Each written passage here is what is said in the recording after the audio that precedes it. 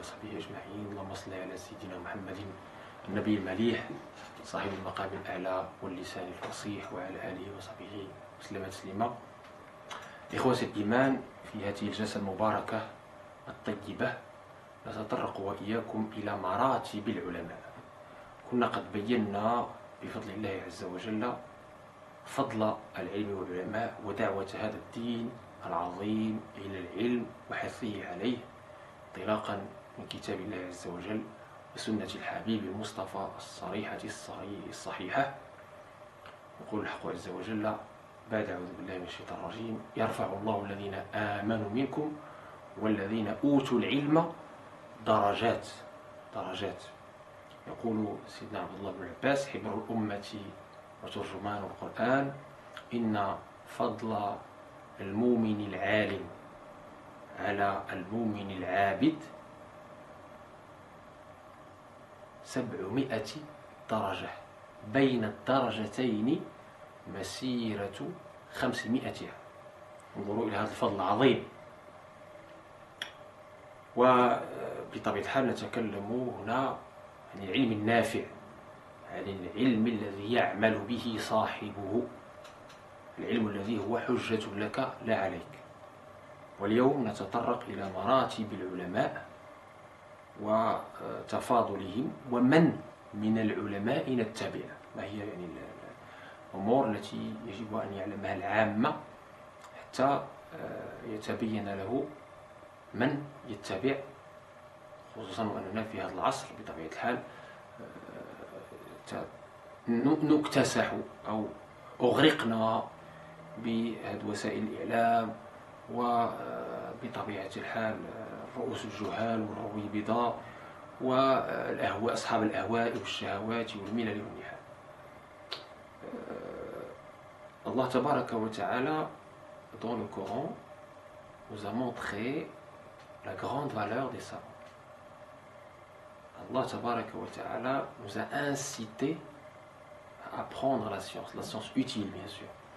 J'avais déjà évoqué ce sujet, le sujet de l'importance de la science, de l'incitation de l'islam à apprendre la science utile à travers le Coran et la Sunna, et puis aussi de la valeur et des mérites des savants par rapport aux autres créatures d'Allah tabaraka wa ta'ala. Il suffit de citer le verset coranique: Allah élève en degrés ceux qui ont eu la foi et ceux qui ont eu le savoir. Donc ils ont les deux, la foi et la science, en degrés, il les élève en degrés.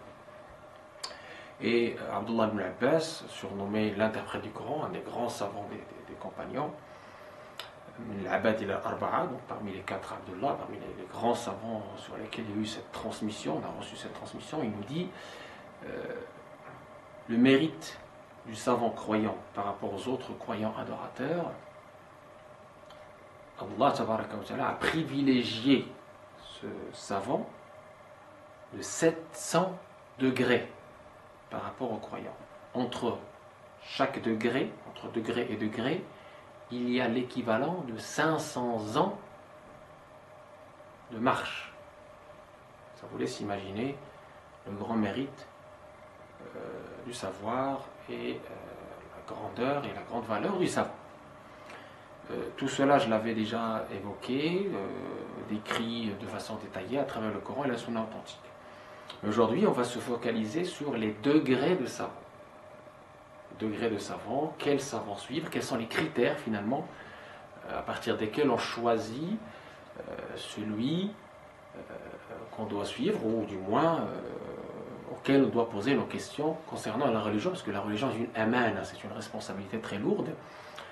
Certains jeunes nous diront: oui, il n'y a pas de clergé en islam. Certes, il n'y a pas de clergé en islam, mais on a des référents, des savants. Le prophète, dans le hadith authentique rapporté par Tirmidhi, par Nawawi et par d'autres, nous dit: al-ulama warathatul anbiya wa inna al-ulama lam yuwarrithu dinaran wa la dirhaman wa innama warathu al-ilm faman akhadahu akhadha bihadhin wafir. Les prophètes n'ont pas laissé comme héritage des dinars ou des dirhams, mais ils ont laissé la science. Donc le prophète nous a dit: les savants sont les héritiers des prophètes. Celui qui prend la science prend une grande part de cet héritage. Donc effectivement, on a des référents qu'il faut suivre. On va voir les critères par rapport à cette science religieuse, pour être qualifié de savant, quels sont les critères, et surtout les degrés de savant. مراتب العلماء. إذا نقول وبالله التوفيق. اليوم كثر يعني كثر القول أو هذا الاكتساح الساحة الإعلامية لأولئك الذين يتكلمون باسم الإسلام أو عن الإسلام بعلم أو غير علم، يتدافعون للفتوى، وكثير منهم ليسوا أهلا للفتوى، ونعلم أن أسرعكم للفتوى أسرعكم للنار، ونعلم أن الحبيب المصطفى يقول في الحديث الصحيح صلى الله عليه وسلم: من كذب علي متعمدا فليتبوأ مقعده من النار. هناك ما يسمى بالداعية. الداعية، من هو الداعية؟ الداعية ليس شرطا فيه أن يكون عالما، إنما الداعية لابد له أن يكون ملما بما يقول، وأن يلتزم يعني قواعد الدعوة وأدبياتها. يقول الحق عز وجل: ادعو إلى سبيل ربك بالحكمة والموعظة الحسنة وجادلهم بالتي أحسن. وهذه الدعوة إلى الله تبارك وتعالى هي فرض كفاية لقول الله تبارك وتعالى: ولتكن منكم أمة يدعون إلى الخير ويأمرون بالمعروف وينهون عن المنكر وأولئك هم المفلحون. Donc, premier degré dans ces catégories de savants, je dirais même le degré le plus bas dans l'échelle de la hiérarchie des savants, c'est ce qu'on appelle da'iya, celui qui fait l'appel à Allah tabaraka wa ta'ala. C'est pas forcément un savant. Le da'iya, celui qui fait l'appel à Allah tabaraka wa ta'ala, obéit ainsi au verset du Coran qui nous dit وَلْتَكُنْ مِنْكُمُ, qu'il soit parmi vous ummatun, une partie qui appelle au bien, يدعون إلى الخير ويأمرون بالمعروف وينهون عن المنكر وأولئك هم المفلحون. Donc c'est ce qu'on appelle en jurisprudence fardu kifaya. Cette personne-là qui appelle au bien, qui est da'iya, qui parle pour l'islam ou parle de l'islam, il doit quand même maîtriser ce qu'il dit. Il doit savoir, avoir la connaissance, la maîtrise de ce qu'il est en train de citer, de décrire. Ça, c'est premièrement. Deuxièmement, il doit avoir un certain nombre de convenances qui sont résumées dans le verset d'Allah: appelle au chemin de ton Seigneur par la sagesse, par la bonne exhortation, et discute avec eux de la manière la plus douce. Donc il doit avoir une certaine sagesse, une certaine bienveillance, une certaine douceur, une certaine patience bien sûr, et bien évidemment le respect des avis divergents, le respect des autres, une pédagogie pour pouvoir passer le message avec la douceur et la bienveillance, et la beauté aussi. Il y a aussi un aspect beauté dans le passage du message pour que sa da'wa soit pertinente et efficace.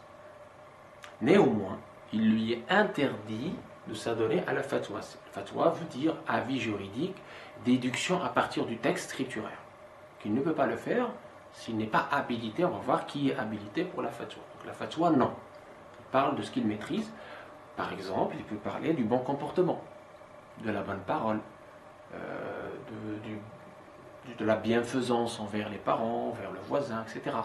Ça, évidemment, tout le monde peut en parler si on maîtrise de quoi on parle et on a la bonne convenance, les bonnes adab, les bonnes manières pour en parler. Donc il n'y a pas de souci là, tout le monde peut en parler.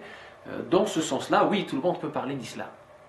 Si seulement si, bien sûr, il y a la bonne intention pour Allah, tabaraka wa ta'ala, on va y revenir, et si on maîtrise de quoi on parle. Ça, c'est da'iya. Alors oui, vous parlez d'imam. L'imam,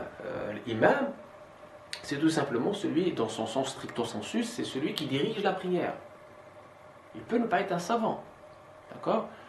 Sidi ibn Ashir يقول في منظومته: شرط الإمام ذكر مكلف آت بالأركان وحكما يعرف وغير ذي فسق ولح واقتداء في جمعة حر مقيم عددا. Donc ça veut dire quoi? L'imam, en fait, la condition pour diriger la prière des gens, si on veut résumer ce que je viens de citer en arabe, de la Mandouma d'Ibn Ashir, c'est effectivement le plus versé dans le Coran, celui qui connaît les règles, bien sûr, de la prière et qui ne soit pas pervers. Donc, on ne dit pas qu'il faut qu'il soit un savant qui maîtrise à la perfection les sciences du Coran, les sciences du hadith, etc. Non.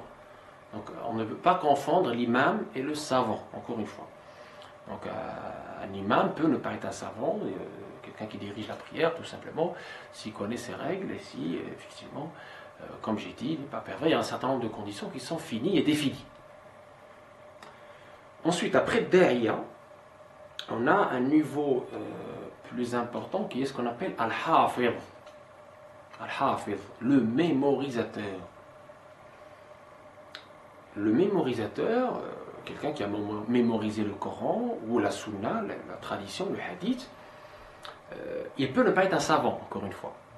D'accord ? Mémoriser, ce n'est pas maîtriser et comprendre. Mémoriser, ce n'est pas maîtriser et comprendre. On peut mémoriser sans pour autant avoir compris, sans pour autant avoir les règles de la compréhension du texte. Les mémorisateurs, le huffaz, on a pour le Coran, on a également pour le hadith, on appelle al-muhaddith. Al-muhaddith, c'est une personne qui a reçu la science, enfin le hadith, par une transmission authentique et ininterrompue jusqu'au prophète. D'accord ? On en a eu, alhamdoulilah, beaucoup, on en a toujours. Par exemple, Bukhari et Muslim. Bukhari qui est Amir al-Mu'minin fil hadith, surnommé Amir al-Mu'minin. Donc il a eu cette transmission authentique jusqu'au prophète. Il a compilé son Sahih, évidemment qu'on connaît, qui a eu, alhamdoulilah, l'unanimité sur son authenticité. C'est le livre le plus authentique après le livre d'Allah. Et donc, Bukhari n'a pas fondé une école juridique. Bukhari, c'est pas l'imam Malik, c'est pas l'imam Abu Hanifa, c'est pas l'imam Shafi'i. Donc, Bukhari est un traditionnaliste. Donc, muhaddith, on peut traduire par traditionnaliste. Et le degré le plus haut, c'est le faqih. Le faqih, c'est le degré le plus haut dans le jargon bled, dans des frais.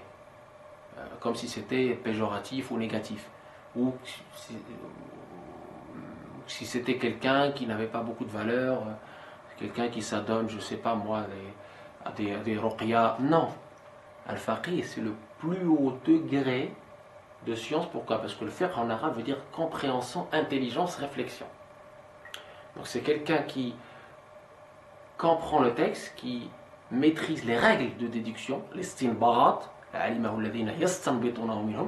Donc c'est le plus haut niveau de savoir, de science, et c'est cette catégorie-là qui peut avoir l'habilitation pour la fatwa, pour la déduction de la vie juridique à partir du texte scripturaire ou même de l'ijtihad, en absence du texte scripturaire. Il peut faire ce qu'on appelle l'ijtihad, l'effort intellectuel, pour donner l'avis correct, qui est le plus proche du texte scripturaire, soit en absence du texte scripturaire, soit en interprétant correctement le texte scripturaire selon les règles définies par les savants pour justement protéger le texte contre une mauvaise compréhension. Donc ce faqih, on peut avoir le mujtahid muqayyad ou le mujtahid mutlaq. Quelqu'un qui est faqih mais lié à son école juridique, Hanafite, Malikite, Shafi'ite, Hanbalite, ou quelqu'un qui va au-delà de son école, mutlaq, c'est très rare, et on peut aussi parler de l'ijtihad collectif. Aujourd'hui, on parle beaucoup des comités, des comités scientifiques où vous avez plusieurs savants qui font un ijtihad jama'i, un ijtihad collectif. C'est beaucoup plus pertinent, surtout au regard de nawazil, pluriel de nazila, c'est-à-dire des questions nouvelles et complexes de notre époque, notamment en matière d'évolution de la médecine, en matière agroalimentaire, par exemple la gélatine, en matière de finance également, toute la complexité des évolutions techniques, technologiques, médicales, etc. On fait naître ce qu'on appelle les comités scientifiques, mujama'at fiqhiyya, ce qu'on peut appeler autrement l'ijtihad al-jama'i. Donc yadullahi ma'a al-jama'a, c'est très important. C'est un ijtihad beaucoup plus béni, beaucoup plus important, puisqu'il englobe un certain nombre de savants, parfois dans plusieurs disciplines, et donc ils vont donner un avis juridique fatwa étant toujours non contraignante, fatwa avis juridique, sur telle ou telle question nazila, nouvelle. Cet avis-là, c'est l'avis de plusieurs savants qui se sont réunis, qui ont travaillé en commun, en collaboration, en étroite collaboration, avec peut-être d'autres disciplines, médecine, agroalimentaire, finance, etc., pour justement donner la fatwa, on va dire, la plus correcte, en connaissance de cause. Donc, al-mujtahid, vous avez le muqayyid et vous avez le mutlaq, et ce savant qui connaît justement les règles de l'interprétation, qui a une ijaza de ses pairs, transmission encore une fois authentique, ininterrompue de son maître jusqu'au prophète, jusqu'au compagnon, jusqu'au prophète sallallahu alayhi wa sallam. Donc effectivement, c'est de celui-là qu'on parle lorsqu'on cite le terme de faqih. On dit fulan faqih, c'est-à-dire qu'il a ce degré très élevé d'ijtihad par lequel il peut déduire l'avis juridique à partir du texte scripturaire. Ou s'il n'y a pas de texte scripturaire, eh bien il peut déduire l'avis juridique à partir des outils de l'ijtihad, usul al-fiqh, fondement du droit musulman, des outils de l'ijtihad qui peuvent être justement l'analogie, l'ijma', le consensus, il faut qu'ils connaissent évidemment les différents consensus, l'istihsan, l'istishab, sadd al-dara'i, al-masalih al-mursala, l'amal, etc., etc., etc. On connaît ces règles d'interprétation et de déduction istinbat. C'est très important. Donc vous voyez bien que ce n'est pas n'importe qui peut interpréter le Coran et la Sunna selon ses passions. Ce n'est pas n'importe qui peut s'adonner à la fatwa par rapport à des questions nouvelles qui n'existaient pas dans le Coran et la Sunna, qui n'ont pas été traitées par les anciens, comme ça, tout seul, dans un coin, selon ses passions, selon son idéologie, selon son bon vouloir. Non, c'est plus complexe que cela, donc c'est une discipline noble qui doit être respectée. Maintenant, j'aborde un point sensible. Donc là, maintenant, on a compris qu'il y a une hiérarchie de savants. Le da'iya, hafid, muhaddith, faqih, et j'ai dit que imam, c'est pas forcément un savant. On peut avoir un imam, c'est celui qui dirige la prière. L'imam al-uzma, c'est effectivement ce qu'on appelle l'autorité centrale. Donc, il ne faut pas mélanger ces termes. Mais là, ce qui nous intéresse, donc tout ce qui va suivre maintenant, on va s'intéresser au faqih. Vous avez compris ce que c'est que le faqih. Le faqih, c'est celui qui a la compréhension, l'intelligence, et qui a reçu justement cette habilitation ijaza de ses pairs pour pouvoir statuer en bonne connaissance de cause, avec la connaissance des règles d'interprétation sur les sujets, que ces sujets soient nouvelles, complexes. Et j'ai parlé de l'ijtihad jama'i, donc de l'ensemble des fuqaha qui peuvent se réunir dans des comités pour donner des fatwas éclairés sur des situations nouvelles, complexes, etc. Quand je parle de l'ijtihad par rapport à des choses nouvelles, ou même par rapport à des éléments qui peuvent être complexes, il faut distinguer entre j'en ai déjà parlé, mais je le rappelle quand même, pour que les gens ne comprennent pas qu'on est en train de déformer ou de mélanger ce qui est ferme, figé, définitif, par rapport à ce qui est nouveau, ou les éléments, les questions par rapport auxquelles le texte n'est pas clair, est ambigu, ou le texte n'existe pas. Tout ce qui est ijtihad concerne bien évidemment c'est-à-dire les questions pour lesquelles le texte scripturaire conventionnel soit il n'est pas clair, soit interprétable par qui? Par les savants compétents, d'accord? Soit le texte n'existe pas. Ça, c'est ce qu'on appelle c'est ces questions-là qui demandent justement cet effort du savant, pas de n'importe qui, du savant compétent, pour pouvoir statuer correctement. Maintenant, quels sont les critères de ce faqih, de ce savant qu'on peut suivre sereinement, de façon apaisée, sans inquiétude? C'est ce même savant autour duquel nos shuyukh disaient Man qallada aliman laqiya Allah saliman. Donc le muqallid, celui qui n'est pas mujtahid, il doit suivre un savant. Donc, soit vous êtes mujtahid, soit vous êtes muqallid. Mujtahid, vous avez atteint le degré de savoir parce que vous avez la ijaza, les connaissances, les diplômes surtout, vous avez accompagné les savants, vous avez fait un chemin assez long et fastidieux pour arriver justement à cette science. Là, vous pouvez devenir mujtahid. Soit vous êtes muqallid, vous n'avez pas les connaissances, vous ne connaissez pas les règles, etc. Donc là, vous devez suivre celui qui les connaît. Sinon, vous allez suivre vos passions, votre mauvaise interprétation. Vous allez faire comme les khawarij qui ont malheureusement dévié et causé du tort à eux-mêmes et à autrui. Je disais donc, ce faqih, ce savant qu'on doit suivre, quels sont les critères objectifs qui nous permettent de le détecter? Parce qu'on ne peut pas donner une liste, c'est impossible, mais il y a des critères.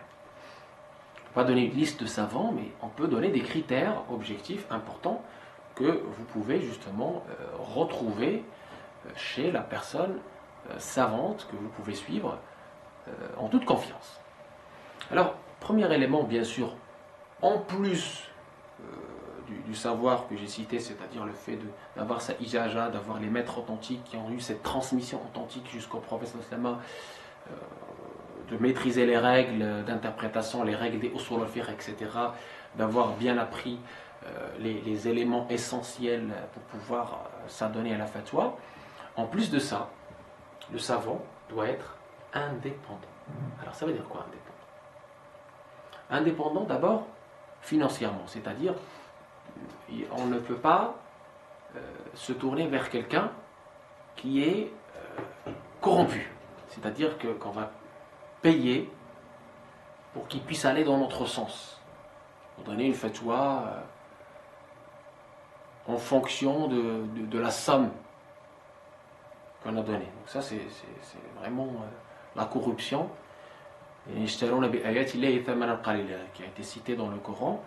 Des gens qui ont été, les communautés qui ont vécu avant nous, sont tombés dans cette déviation, dans cette dérive dangereuse de monnayer la religion d'Allah et donc d'adapter leur fatwa à celui qui les paie. C'est très grave, bien sûr. C'est une traîtrise. C'est trahir le message d'Allah et de son prophète sallallahu alayhi wa sallam. Donc l'indépendance financière, c'est cela que je veux dire par l'indépendance financière, c'est-à-dire la personne n'est pas corrompue par le pouvoir ou par l'argent.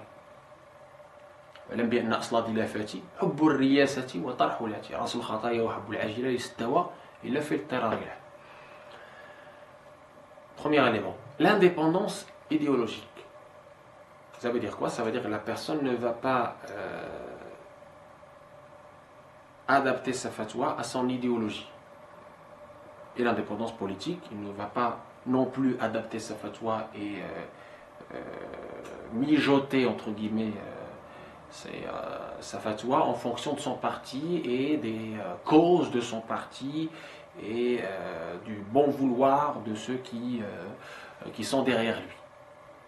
Donc ça, évidemment, encore une fois, c'est trahir le message authentique, le message noble de Sidna Muhammad sallallahu alayhi wa sallam. Donc c'est l'indépendance financière, idéologique, politique, et évidemment, on peut le résumer en un seul mot, le scrupule. Le scrupule. La crainte d'Allah. C'est la raison pour laquelle, si vous lisez notre histoire, l'histoire des savants musulmans, des grands savants musulmans, de ceux dont les écrits et les avis ont transcendé le temps et l'espace, vous allez remarquer un tronc commun, c'est que tous, ou presque, ont eu des maîtres spirituels. Donc c'était des savants spirituels. Ulama'un amilun, ulama'un rabbaniyoun. Donc c'était pas des gens qui parlaient de leur passion. Abu Hamid al-Ghazali, l'imam Jalaluddin Sayuti, l'Izz ibn Abd Salam, sultan al-ulama, Qadi Iyad, Ibn Taymiyyah lui-même avait un cheikh spirituel qui lui a permis justement de dompter son âme charnelle et justement de ne pas céder aux passions, de ne pas céder aux pressions, de ne pas céder à la corruption. C'est très important. Le savant spirituel, le ulama al-amiloun, c'est ce qui permet aux savants aussi d'être cohérent avec ce qu'il dit. Parce qu'il ne suffit pas de dire, il faut aussi appliquer. Pour que la science ne soit pas un argument contre toi, mais un argument pour toi. Qu'elle soit utile pour toi comme pour les autres. أن يكون علمك حجة لك وليس حجة عليك. أن تكون تعمل بما علمت. من عمل بما علم أورثه الله علم ما لم يعلم. قال أبو سليمان الداراني: إذا اعتادت النفوس على ترك الأتان جالت في الملكوت ثم عادت لصاحبها بطرائف الحكم من غير أن يؤدي إليها عالم علمها. Donc cette crainte révérentielle, cette crainte d'Allah Tabaraka wa Ta'ala, taqwa, qui est dans le cœur, quand le cœur est purifié de ses maladies intérieures, et bien effectivement, ce savoir, même s'il n'est pas immense, parce qu'il faut être humble, cette éducation spirituelle vous donne surtout l'humilité pour savoir que la science n'a pas de limite et que chaque savant, il trouvera plus savant que lui. Donc l'humilité est due à ces qualités spirituelles qu'on acquiert grâce à qui? Grâce à la compagnie des maîtres. Donc la spiritualité est importante pour que le savant exotérique, pour que le savant qui a acquis des connaissances, des données, puisse justement donner ce savoir avec des valeurs, transmettre ce savoir avec des valeurs. Ce n'est pas juste un ensemble de données techniques, mécaniques, non. C'est une science avec des valeurs, une science avec la rahma, la miséricorde, une science avec la magnanimité, une science avec la crainte d'Allah, une science avec le scrupule, une science avec l'humilité, tawadu lillah azza wa jal, etc., etc. Une science sans orgueil, une science sans vanité, sans ujb, sans autosatisfaction, sans ces maladies qui atteignent parfois certaines personnes sachantes. Donc c'est ce travail-là que n'importe quel savant qui justement veut que sa science soit un argument pour lui au jour du jugement, soit utile pour lui au jour du jugement, il doit justement accompagner cette science livresque, cette science exotérique, cette science qu'il a reçue de ses pairs, par une éducation spirituelle, par une moralité, par une crainte d'Allah Tabaraka wa Ta'ala. Et qui dit moralité et crainte d'Allah Tabaraka wa Ta'ala dit aussi le respect. J'ai toujours connu les choyours, les grands savants, qui sont dans un immense respect à la fois des salafs, les plus prédécesseurs, des savants, leurs collègues, qu'ils soient de ce pays ou d'un autre pays, et de tous les avis divergents. Regardez l'imam Malik, un salaf parmi les salafs, qui citait élogieusement les gens qui ont divergé avec lui, Abu Hanifa, Shafi'i qui citait élogieusement Malik, bien qu'ils ont divergé. Quand Ja'far al-Mansour, le calife abbasside, a voulu imposer le Muwatta, le livre qu'a compilé l'imam Malik sur le hadith, il a voulu l'imposer à tout le califat, eh bien l'imam Malik lui a dit non. N'impose pas ce livre parce que les sahaba, les savants des sahaba, les savants des compagnons se sont un peu dispersés dans toutes les contrées, dans les grandes villes de l'époque, Damas, l'Égypte, le Yémen, etc. Et peut-être ils ont des avis différents du mien. Vous voyez l'humilité du personnage. Donc il n'a pas voulu imposer ses avis, il respectait les avis des autres. Et l'imam Malik a même, parmi les sources secondaires de l'école malikite, on trouve Mura'at al-Khilaf. Vous voyez, ce qui se traduit en français par la considération de l'avis divergent. Mura'at al-Khilaf, la considération de l'avis divergent, et fait partie des usul, des sources secondaires de l'école de Malik, par exemple. Ce n'est pas pour rien, c'est parce qu'il considérait l'avis de Abu Hanifa, quand bien même cet avis s'oppose à son avis. J'ai donné déjà des exemples dans ce sens quand j'ai parlé des sources de l'école malikite. Enfin, il y a un élément important que le Qarafi a cité dans son œuvre, qui est le respect du contexte. Le contexte. Il y a le texte, il y a le contexte. Dans ce qui est dhanni thubut dilala, je l'ai expliqué tout à l'heure, il faut un respect du contexte. Donc ce qui est immuable, bien sûr, c'est immuable. Je ne fais pas les 5 prières, le jeûne du ramadan, etc. Les choses qui sont immuables, figées, explicites dans le Coran et la Sunna, il n'y a rien à changer, on n'en parle pas. D'accord, c'est évident que chaque musulman doit les respecter scrupuleusement, etc. Donc il y a pas de, je ne parle pas de ça, je parle de dhanni thubut wa dilal. Quand quelqu'un demande la fatwa au savant, le savant doit être capable d'appréhender le contexte de la personne qui lui pose la question. Comprendre le contexte de la personne qui lui pose la question. Comprendre les coutumes, la langue de la personne qui lui pose la question. Al-Qarafi disait, on ne peut pas imaginer un savant qui n'a pas appréhendé, compris, maîtrisé le contexte de celui qui lui pose la question. Allah tabaraka wa ta'ala nous dit à ce propos, وَمَا أَرْسَلْنَا مِن رَّسُولٍ إِلَّا بِلِسَانِ قَوْمِهِ لِيُبَيِّنَ لَهُمْ. Allah nous dit dans le Coran, on n'a pas envoyé de messagers sans qu'il soit envoyé par la langue, le langage des personnes pour lesquelles il a été envoyé. Donc c'est très important, ce respect du contexte, cette maîtrise du contexte. C'est pour cela que j'ai toujours entendu mes chouyours dire العالم أو المفتي لا بد وأن يكون من أهل البلد أو على الأقل ملما بحال أهل البلد بعرف أهل البلد. D'accord, donc le savant, le vrai, il doit maîtriser la langue, les coutumes, les cultures des gens du pays ou de la région à qui il s'adresse.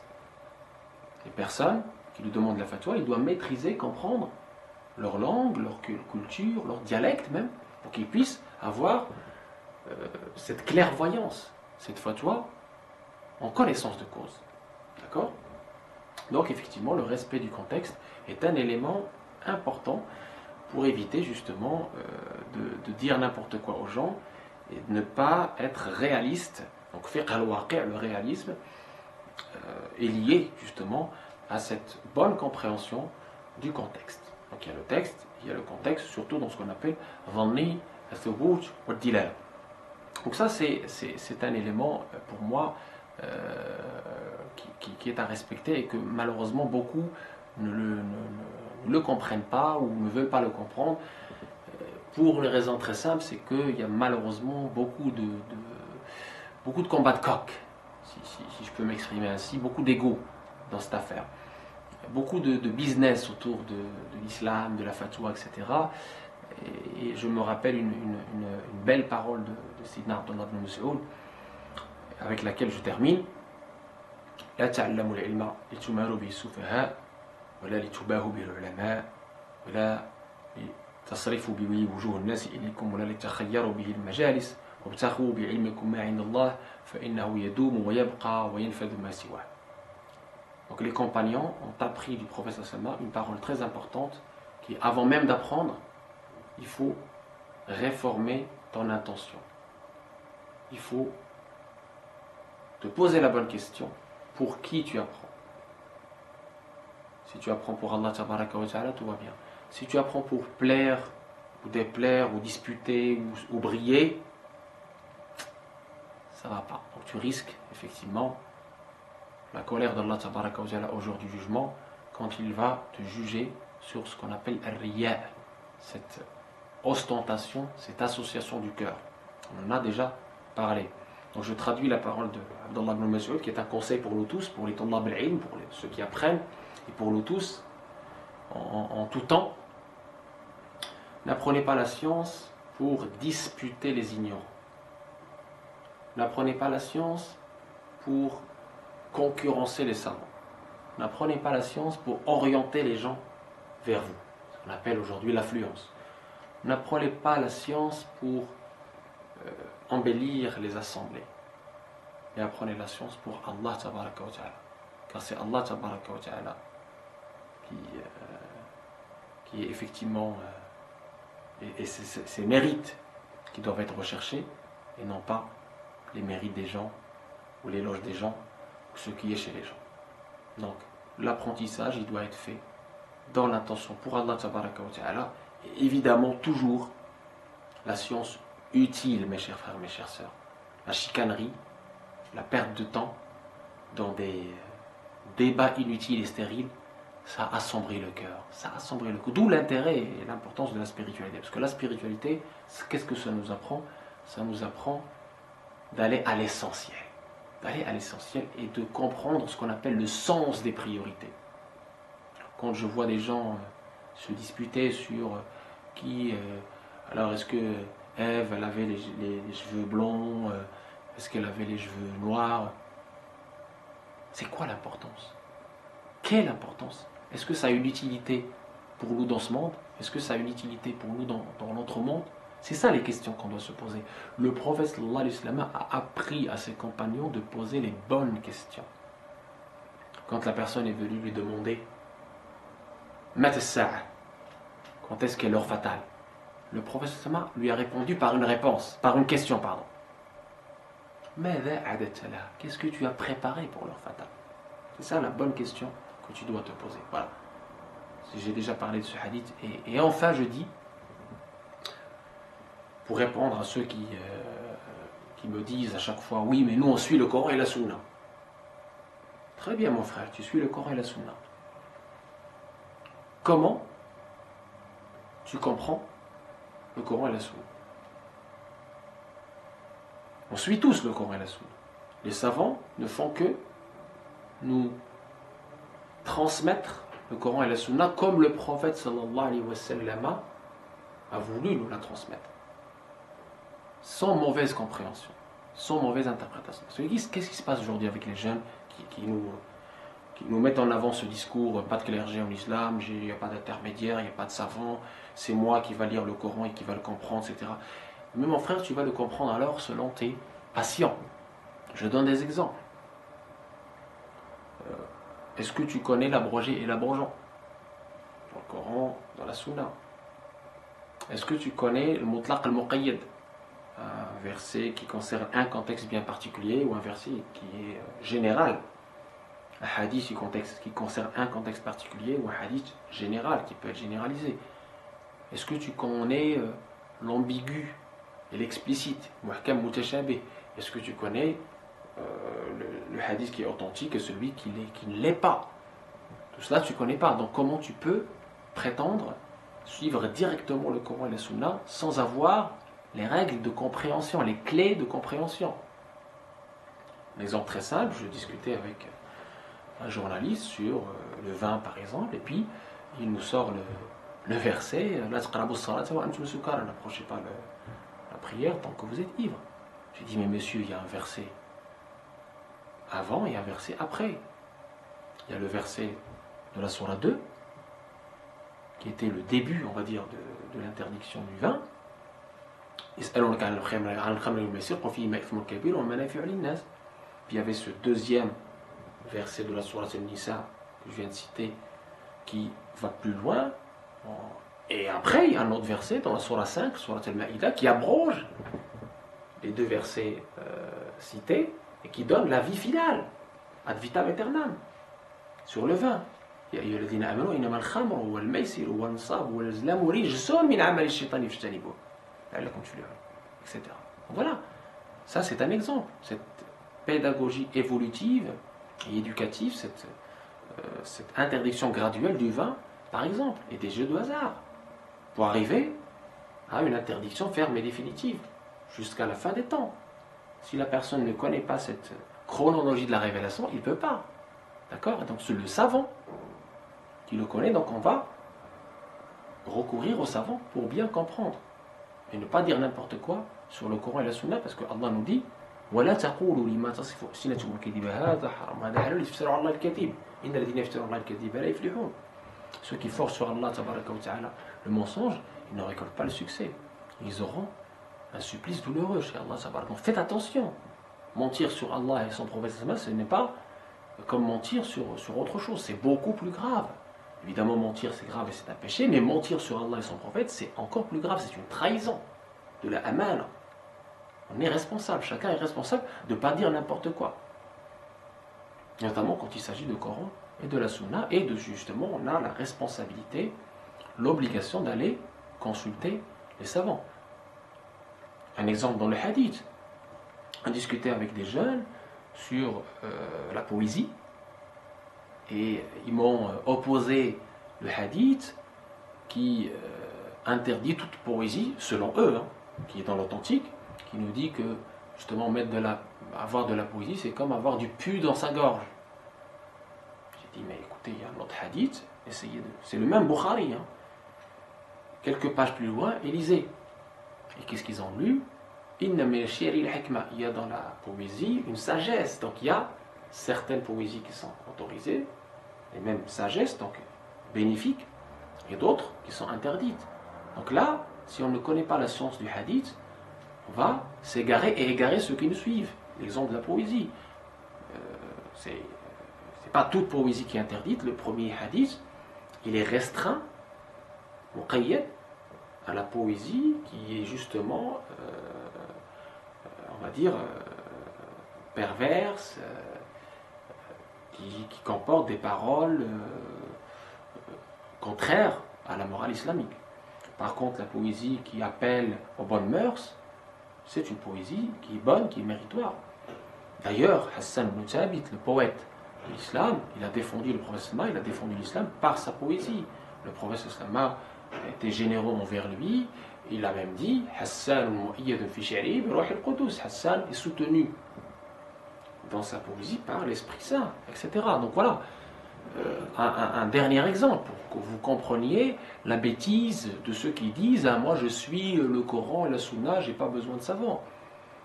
Le hadith, un jour j'étais avec des talabas, des étudiants, et on étudiait Al-Bukhari, et donc la personne nous dit mais monsieur, excusez-moi, regardez, il y a le hadith Al-Bukhari, c'est authentique, il nous dit visiter les tombes est interdit. Waouh, tout le monde était bouche bée. J'ai dit écoutez, est-ce que vous pouvez avancer quelques pages plus loin, page temps. Heureusement qu'on avait le même Bukhari et qu'on était dans une séance d'apprentissage, parce que s'il avait dit ça ailleurs, ça serait peut-être une catastrophe. Et donc, qu'est-ce qu'il lit? Tout à l'heure, je vous ai parlé du spécifique et du générique. Là, je vous parle de l'abrogé, l'abrogeant. Je traduis le hadith que je viens de citer en arabe. Je vous avais interdit de visiter les tombes. Maintenant, visitez-les. Donc, effectivement, il y avait une interdiction au début de l'islam, parce que les compagnons venaient de sortir de la jahiliya. Une fois la foi enracinée dans les cœurs, il n'y avait plus cette crainte d'adorer des idoles de pierre ou quoi que ce soit.